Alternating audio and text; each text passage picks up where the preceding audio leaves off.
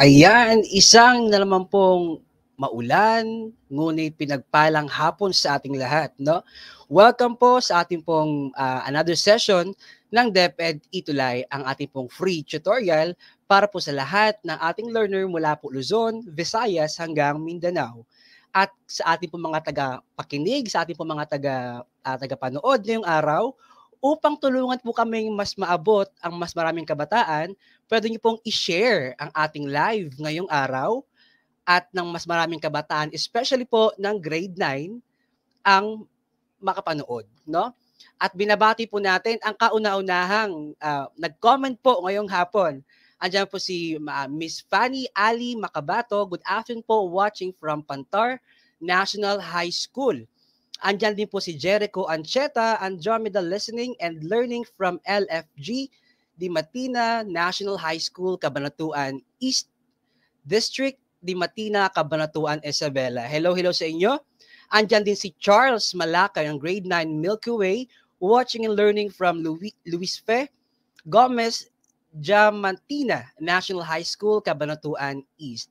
Hello, hello po sa inyong lahat. At muli po, ako si Tutor Leonard kasama si Tutor Carl, inyong makakasama na naman sa isang fantastic at panalong aralin sa Araling Panlipunan 9. At kami po ay live na inyong masaksihan tuwing Huwebes alas 3 hanggang alas 3:40 ng hapon, saan una sa DepEd Ethic Unit, DepEd Tayo Facebook pages, at pangalawa sa DepEd Educational Technology Unit at DepEd TV na andyan naman po sa ating YouTube channels. Ayan. At before pa tayo magpatuloy, nais ko pong batiin ang aming schools superintendent, Madam Leilani Culanan, ang aming pong Assistant Schools Division Superintendent, si Madam Maylene Minimo, at of course, ang aking principal na si Madam Maria Gischada Criselda, at ang aking pong head teacher, si Madam Edna Orine, at ang aking master teacher, napaka-supportive, at birthday niya po ngayon, si Madam Edita Torino. At hello po sa lahat po ng sumusubaybay ngayong araw. Hello po kay Marinel Gara ng grade 9 Galaxy. Andiyan din po si Wilfredo Munoz ng 9 Andromeda. Si Grimar Valiente, good afternoon po, watching from INHS SSC, grade 9 Aristotle SDO CG Tan. Ayan, sabi niya. Alright, so ang aralin po ngayong araw ay iikot naman po sa aralin 1 o quarter 1 ng week 5, mga salik na nakakaapekto sa pagkonsumo. Huwag na po nating patagalin at atin na po itong umpisahan. At syempre, bago yan, atin munang naisparangalan ang mga aktibong duty and schools of week 4. Sino kaya ang ating pararangalan ngayong araw? Ang ating week 4 duty of the week ay walang iba kundi si Adrian Bautista. Ayan, marami pong salamat sa inyong masugid na pagsubaybay sa ating mga online learners ngayong araw. Kung nais mong maging duty of the week, pwede kang maging aktibo gamit ang ating comment box. At syempre, ang ating school of the week for week 4, andyan ang Marciano Mancera Integrated School. At ito ay medyo malayo mula sa Kidapawan City, North Cotabato. Ganyan po kalawak ang inaabot ng Itulay. Kaya sa aking mga tagapakinig at tagapanood ngayong araw, maaari mong i-share ang ating live. Paalala, una, ihanda ang lapis, kwaderno o notebook. Maaari mong i-jot down ang mga mahalagang detaling iyong matututunan sa araw na ito. Pangalawa, ang ating gagamitin sa talakayang ito ay ang Araling Panlipunan 9 module na isinulat ni Mohammad D. Rindo, Doctor of Philosophy, at inilathala naman sa DepEd Region 9. At aking inaasahan na kayo ay maging aktibo sa pagsagot, pakikilahok sa ating aralin. Ayan. At bago tayo magpatuloy, aking babatiin si Angela Claire Palalay ng grade 9, Listening and Learning from LFG, National High School, Cabanatuan. We also have Emily John Tadeo watching from Quirino National High School from Quirino, Isabela. Wow! Hello po sa inyo dyan. Andyan din po si Shana o Shane de la Cruz Fatima Soriano from Cabanatuan, Isabela also. At para umpisahan ang ating aralin ngayong araw, tayo ay magkakaroon ng balik-tanaw gamit ang ating activity number 1 na affirmative. panuto, lagyan ng check ang bawat item na sa palagay mo ay tama batay sa nakaraang aralin. So napakasimple, lagyan lang ng check at kung hindi siguro affirmative sa iyo ang pahayag ng bawat bilang, pwede mong lagyan ng X. Number 1, ang kita ng entrepreneur matapos matagumpay na pakikipagsapalaran sa negosyo ay tinatawag ding tubo or profit. Sa iyo ba yan ay affirmative or hindi? Kung affirmative, lagyan mo ng check. At kung hindi naman affirmative, lagyan mo ng X. At habang hinahantay natin ang ating mga kasamang sumagot, watching from Villafugo Integrate School, Aurora Isabela, John Mark Cadiente ng grade 9. Hello, John Mark. Also, Alexandria May A. Saleharo ng grade 9, Andromeda, listening also from Cabanatuan Isabela. Andyan po si Krisha May Visaya, Sinapindan. Alright? At check na natin. Number 1, ang tamang sagot ay affirmative. Kung tama ka, lagyan mo ng 1 ang iyong score.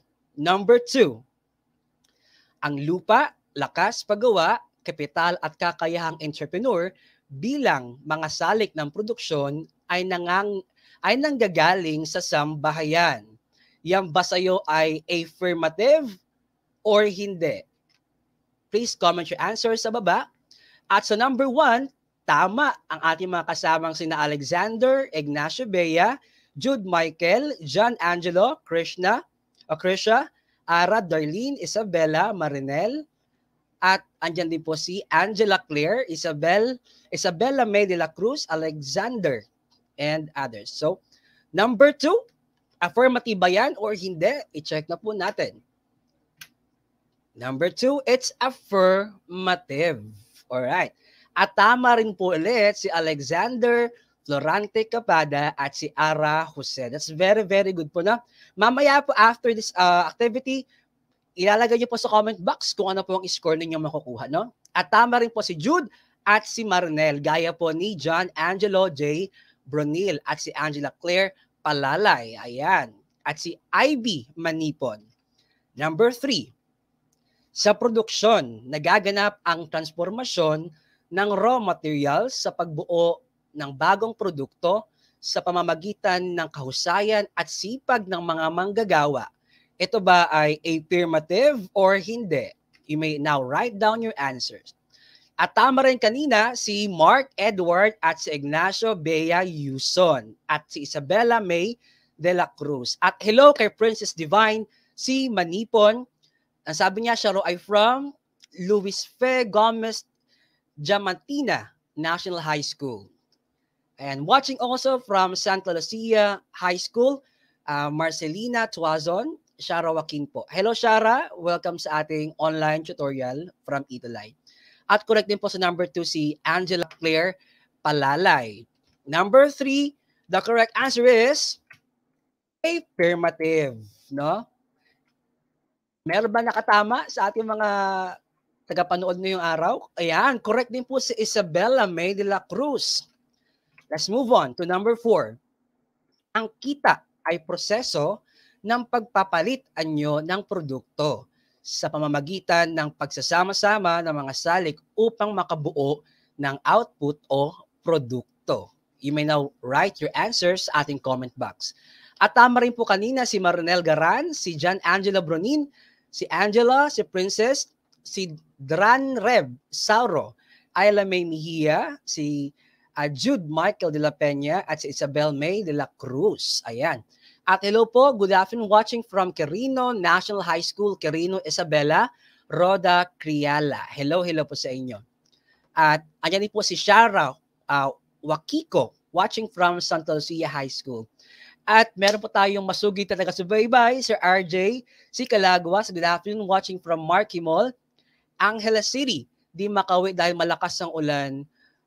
Dito po muna ako manonood. Ayan, sana po Sir RJ kayo po ay nasa mabuting kalagayan while watching ang ating pong Araling Panlipunan 9. Number 4, let's check now. Ang tamang sagot ay hindi siya affirmative. Ayan, okay lang kung nagkamali kayo sa number 4. Dahil ang reason nga kung bakit andito ang Tutor Leonard ninyo at Tutor Carl, para tulungan kayo mas maunawa ng mga ito. No? At tama po, sa number 4, si Krisha May Visaya, si John Angelo Bronin. Dahil ang dapat nasagot dyan ay ano, meron ba nakakaalam sa inyo? Yan ay aralin yung nakaraan kay Tutor Carl. So dapat production yan, no? Hindi kita. Tama rin po si Darlene May Quilion, si Emily John Tadeo, at watching from Luis Fe Gomez, Diamantina National High School, Cabanatuan East District. Hello po kay Princess Divine Manipon. Ayan. Correct din po si Julius, si Angela. Good afternoon po from Kim Razel Nunag. Hello, Kim. Correct, Alexander Florante. That's production dapat, no?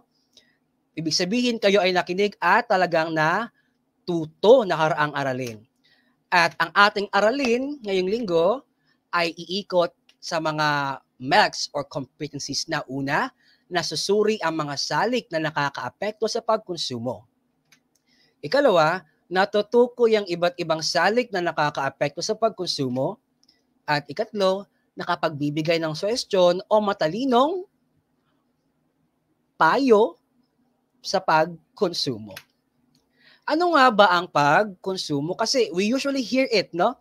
Watching from Olongapo City National High School, hello po kay Rosana Genotiva Tanteo. Hello po sa inyo. Ayan, tama po ako, tutor. Di ako natawag sa po ko. I'm sorry, Alexander Florante Capada, anak. Pasensya ka na. At correct ka. At least, put your answers, yung inyong correct answer sa ating pong comment box. Ilan po yung nakuha ng 4? Ilan po yung nakuha ng 3/4? Ng 2/4 at ng 1/4. Huwag kayo mahiyang ilagay ang scores dahil the reason why we are here ay para tulungan kayo mas maunawa ng mga ito. At paumanhin po sa mga hindi po natin nababanggit na mga pangalan na tama, we appreciate your answers and thank you so much. Alright. So, kung familiar kayo kay Pac-Man, ayan, si Pac-Man yung ating laruan na ginagamit dati, yung ating game, no, virtual game. At ang kanyang ginagawa lagi ay ang pagkonsumo. Pero ano ba ang pagkonsumo sa economics? Ang pagkonsumo ay ang pagtangkilik, paggamit, pagkain. Ng pagkain, syempre, kuryente, internet, at tubig. Kung nakaraang aralin, si Tutor Carl, kayo ay binigyan ng aralin ukol sa produksyon. Ngayon naman, ang aking aralin ay upang sabihin sa inyo kung para saan ang produksyon na ito. Alright? Ayan, 4/4 si John Angelo Brunil, 3/4 si Ara, si Grimar, si Alexander, si Emily, si Ignacio Bea, Isabella, si Marinel Garan, at hello, Lawrence Zomiso, Andre Nacion Alipio. Thank you so much for commenting your scores and let's continue. May mga salik din nakakaapekto sa pagkonsumo. Una ay ang pagbabago ng presyo. Ano nangyayari kapag nagbago ang presyo? Kung kayo ay bumibili sa groceries o tindahan, ito ay inyong maaaring nararanasan. Halimbawa, kung ang presyo ng isang bagay o isang produkto ay tumaas or mataas, mas mababa ang pagkonsumo. Sa madaling masalita, mas kukonte ang bibili.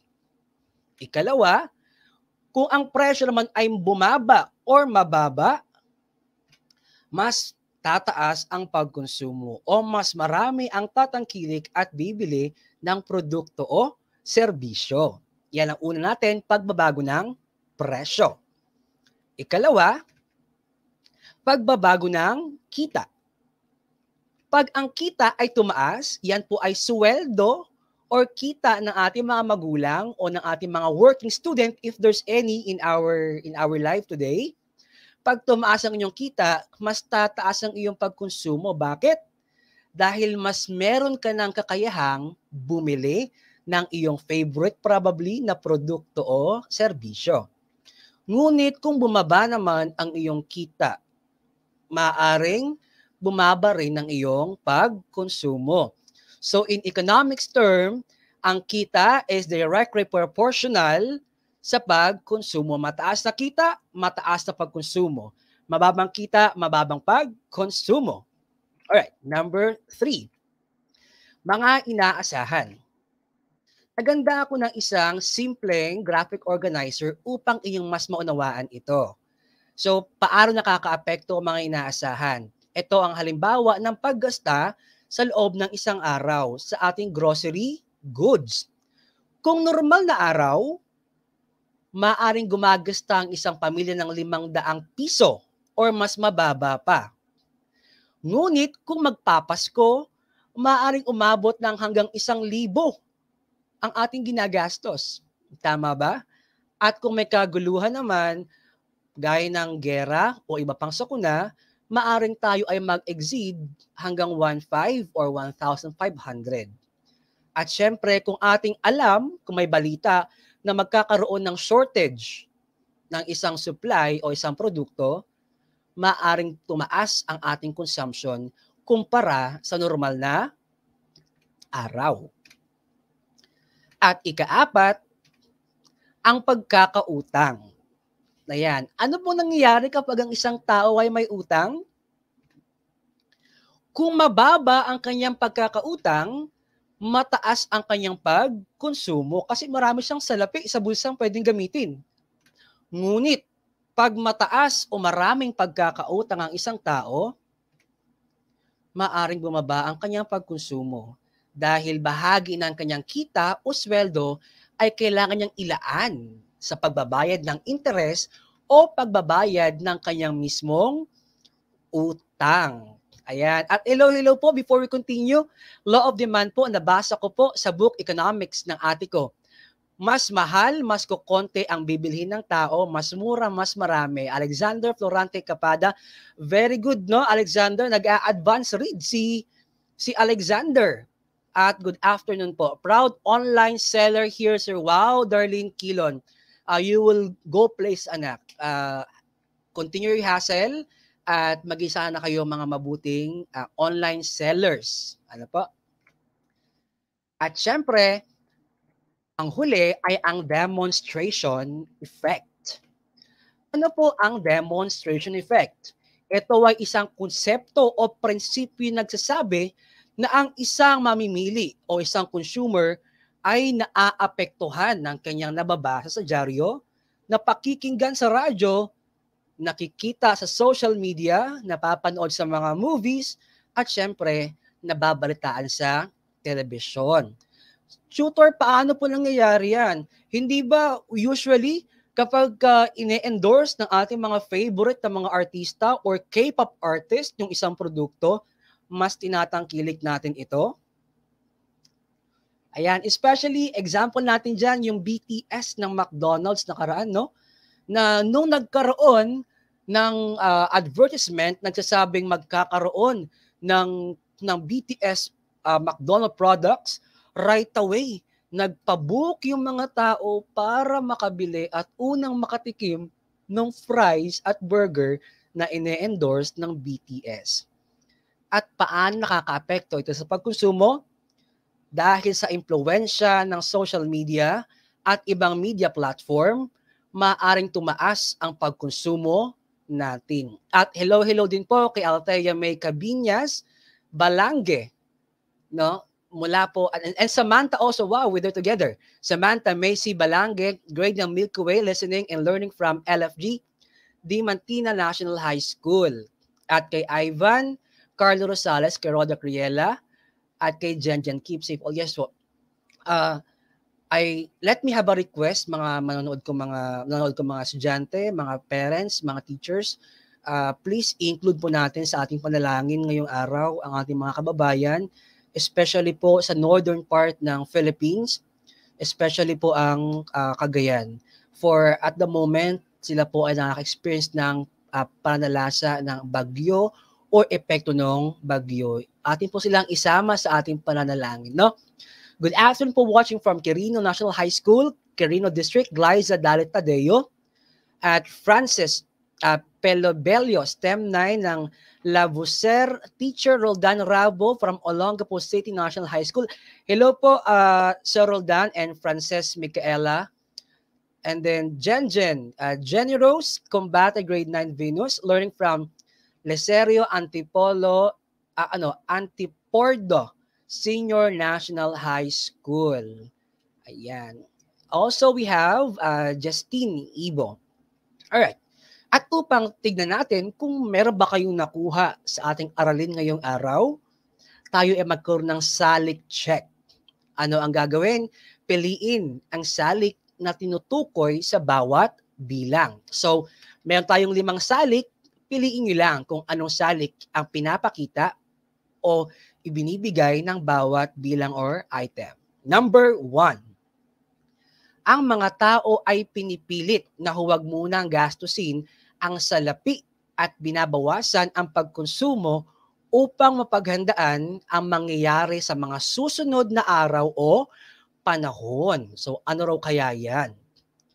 At hello po kay magandang hapon po Tutor Leonard.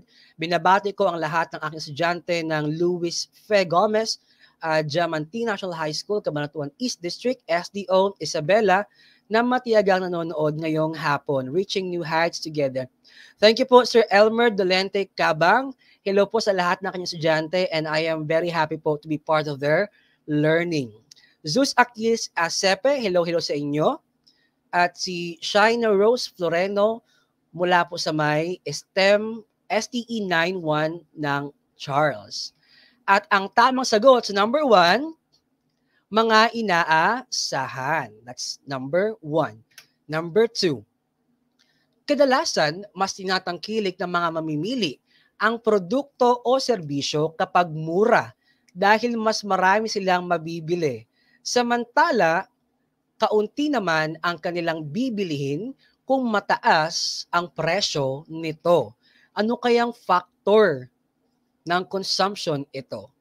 So sa number 1, tama po si Emily, si Darlene, si Jen, si Leona, si Charlene, si Shane, si Marcelina Grimar Escobar, at si Krisha May Visaya. So number 1, thank you for answering it correctly. Number 2, ang tamang sagot ay pagbabago ng presyo. Letter A, yan. Correct po. Si Marinel, si Ayla, si Grimar, si Chris John. Andyan din po si Shine o si Shane, si Aliyah, si Krisha, si Ara, si Grimar, si Kalooy, Charlene, at Escobar. Hello po sa inyo and you are all correct for number 2. Number 3. Habang lumalaki ang kita ng tao, ay lumalaki rin ang kaniyang kakayahan na kumonsumo ng mga produkto at serbisyo. So ano kayang salik ng consumption o pagkonsumo ang number 3? Hindi po lahat ng advertisement ay magpapataas ang konsumo ng isang produkto o serbisyo. Meron tinatawag na negative advertisement. Halimbawa ay patalastas ng DOH laban sa paninigarilyo na layunin ay pababain ang pagkonsumo ng sigarilyo. That is very correct, Isaac Newton. Thank you so much for giving us this information. That is correct po, no?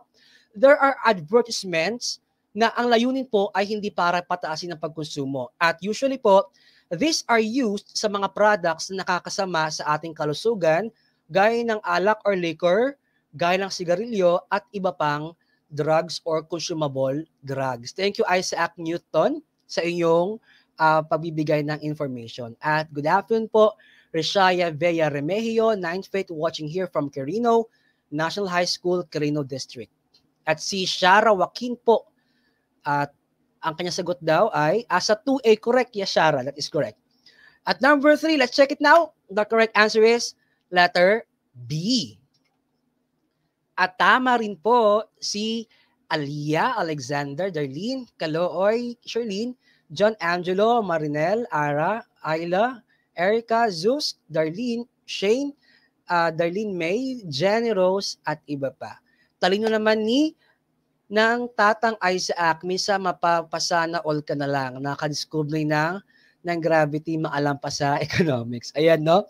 So that's Isaac Newton. So thank you for appreciating yung ating mga kasama this afternoon at very open po yung inyong po mga additional details, additional na mga information na makakatulong sa mas malawig na pagkaalam sa ating economics.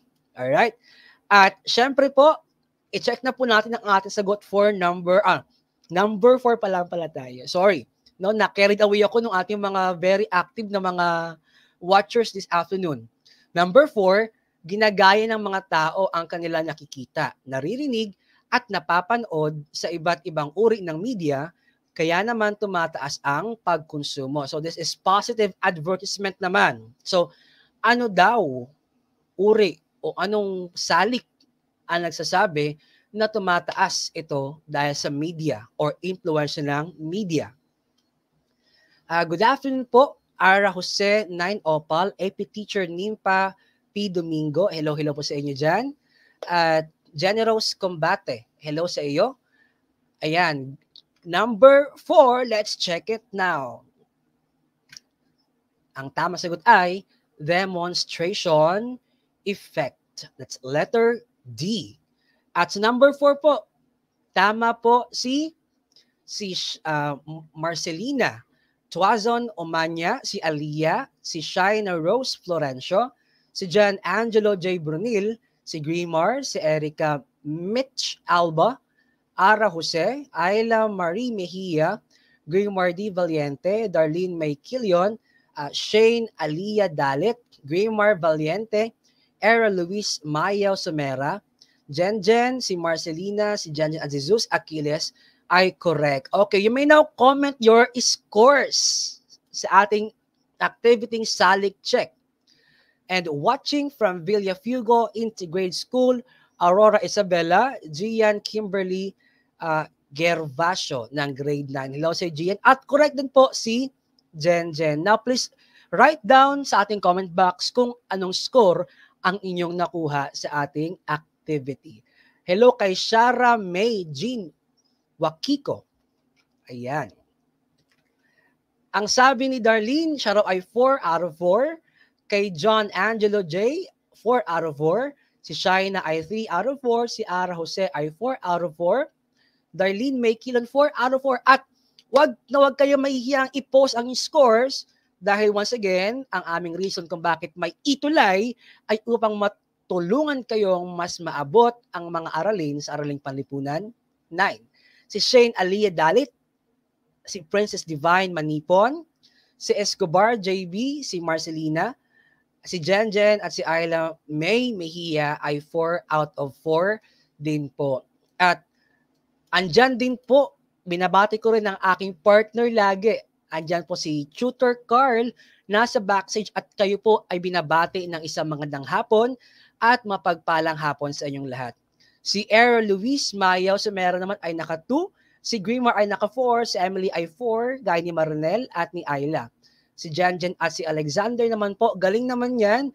Kaya laging Shooty of the Week. Ayan. Kaya kung nais mo maging isang Shooty of the Week for next week, ito ang tsansa mo na maging aktibo sa pakikilahok, pakikinig at pagsagot sa ating comment box. Alright.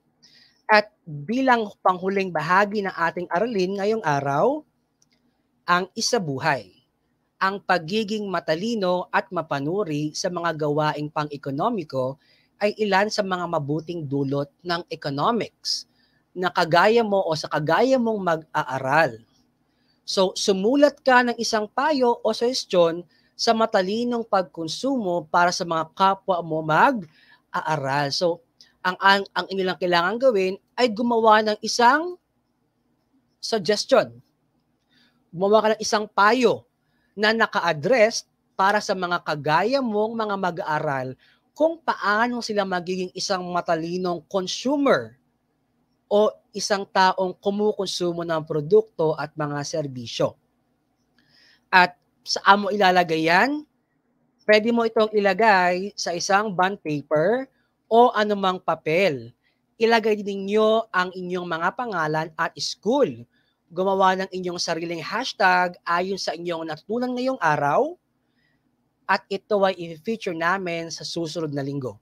Isa ito sa aming page na @Tutor Leonard at @Tutor Carl. At syempre, huwag mong kalimutang isama ang hashtag na konsumong matalino, hashtag estudyanteng maalam.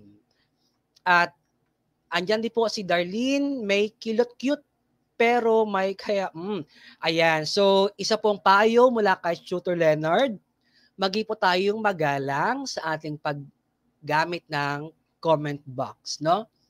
Lagi po nating igalang yung kanilang mga comments at wag po tayong gumamit ng mga salitang makakasakit ng damdamin ng ating mga kasama. Hey everyone, mag-aral lang mabuti, sabi ni Jenjen, no? At proud lang naman, ayan. Proud si Darlene sa kanyang score at proud din si Tutor Leonard at Tutor Carl sa lahat ng inyong nakuha ngayong araw, no? At sana ito ay nakatulong sa inyong pagkaalam at mas madaling pagsagot ng inyong modules ng week 5, no? At abangan natin next week ang Duty of the Week, School of the Week, at syempre ang ating featured hashtag of the week. At kung magkakaroon po kayo ng any questions, syempre po, lagi pong open. Open lagi ang aming suggestion box, ang aming suggestion site mula sa edtech@deped.gov.ph. So pwede nyo pong ilagay dyan ang inyong comments at inyong suggestion. Or pwede nyo rin, dahil ang DepEd ituloy ay level up, pwede nyo lang i-scan ang QR code sa inyong harapan at diretso kayo makakapasok sa aming suggestion site at ilagay ang inyong appreciation, ang inyong suggestions at ang inyong comments. Alright?